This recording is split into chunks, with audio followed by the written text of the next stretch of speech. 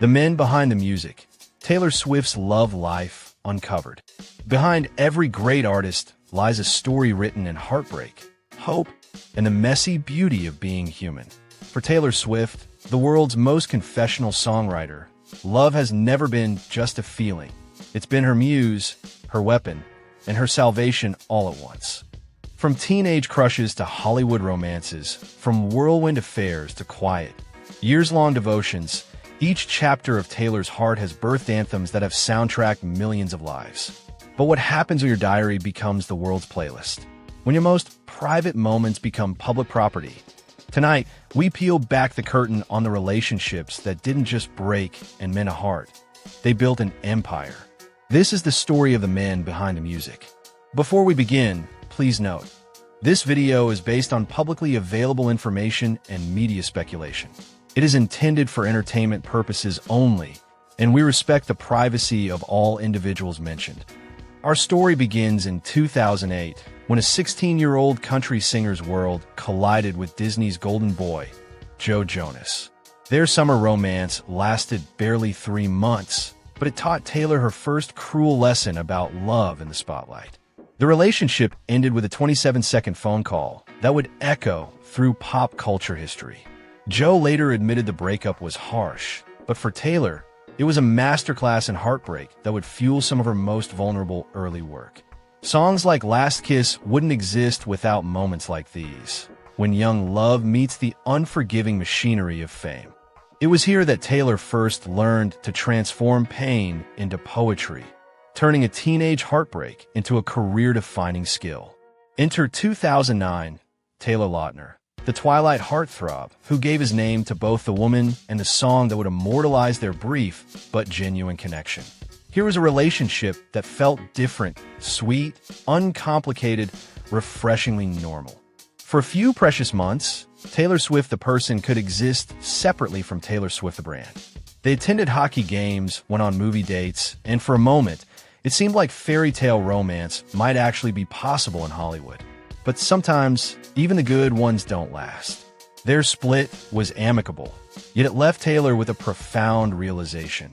In her world, even the sweetest love stories come with expiration dates. The song that bears his name isn't bitter, it's grateful, a rare love letter to a relationship that ended before it could turn ugly. Then came John Mayer, 13 years her senior, and already a notorious heartbreaker in his own right.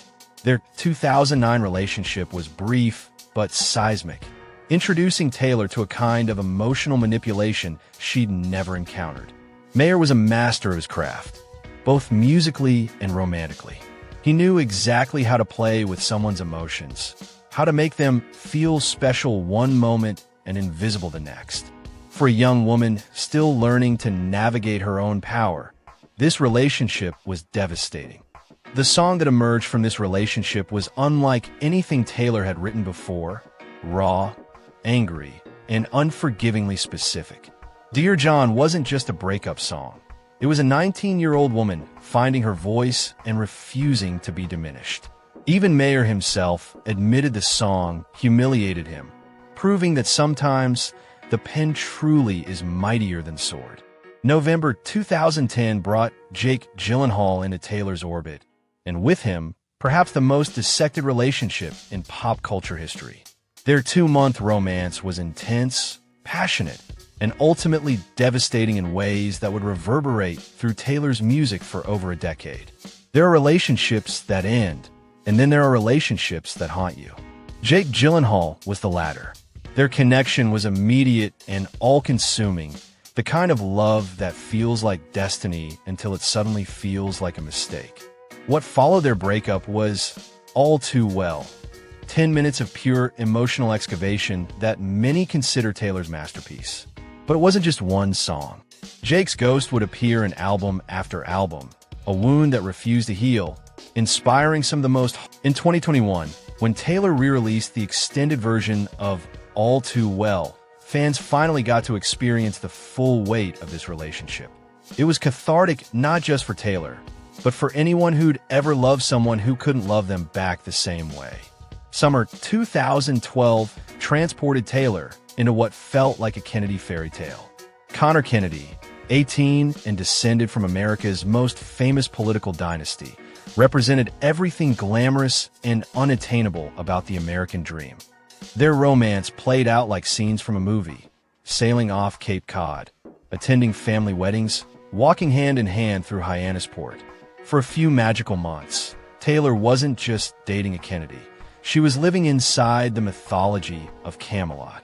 But fairy tales, especially Kennedy fairy tales, have a way of ending abruptly. The relationship fizzled as quickly as it had ignited, leaving Taylor with beautiful memories and the understanding that sometimes love is more about the story you want to tell than the reality you're living.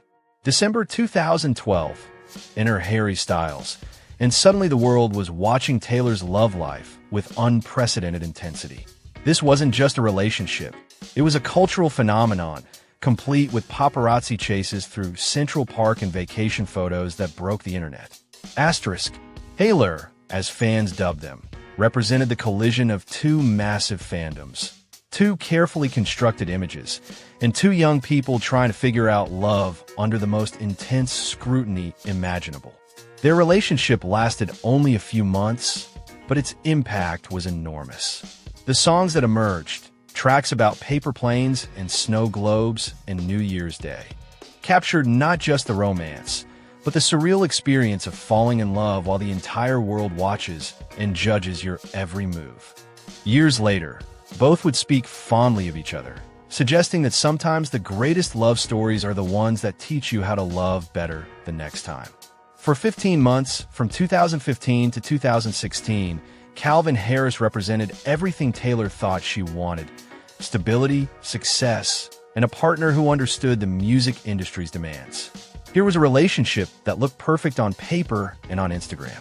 They were music royalty, attending award shows together, collaborating professionally, building what appeared to be a power couple narrative that could last. For a while, it seemed like Taylor had finally found her match in someone who could handle both her fame and her heart. Asterisk, but perfection is often just another word for performance. When a relationship ended, the fallout was swift and public, complete with deleted songs and social media warfare. It was a reminder that sometimes the relationships that look the most stable from the outside are the most fragile within. Then came the summer that defied all logic. Tom Hiddleston, accomplished British actor, in a romance so public, so theatrical, that it felt more like performance art than genuine affection. For 3 months, they jet-set across the globe, attending Met galas and family gatherings with the intensity of people trying to prove something to the world, or perhaps to themselves. The infamous I Red Heart TS tank top became a meme, but beneath the spectacle was perhaps something more vulnerable. Two people using each other to heal from their previous relationships.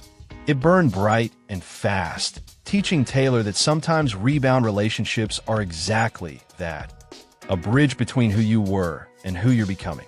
Through it all, Taylor did what she's always done. She wrote it down. Her albums became archaeological digs through her heart, each song an artifact of love found and lost. From country confessions to pop anthems to indie folklore, her sound evolved, but her commitment to emotional honesty never wavered. She turned breakup pain into breakthrough art, transforming private moments into universal anthems. Lines about scarves and age gaps and phone calls became the language through which millions of people understood their own heartbreak. Her diary became our soundtrack. Her pain became our catharsis. Her growth became our inspiration. Today, Taylor Swift stands as perhaps the most successful artist of her generation, having turned a decades-long education in heartbreak into a masterclass in resilience. Each relationship taught her something different about power, about vulnerability, about the price of fame, about the courage it takes to keep loving despite everything. She learned that sometimes the greatest love stories aren't the ones that last forever. They're the ones that change you forever. In the end, maybe Taylor's greatest love story was always the one she wrote herself. If you're Swiftie, don't forget to like and subscribe for more artist deep dives. Until next time, keep writing your own love story.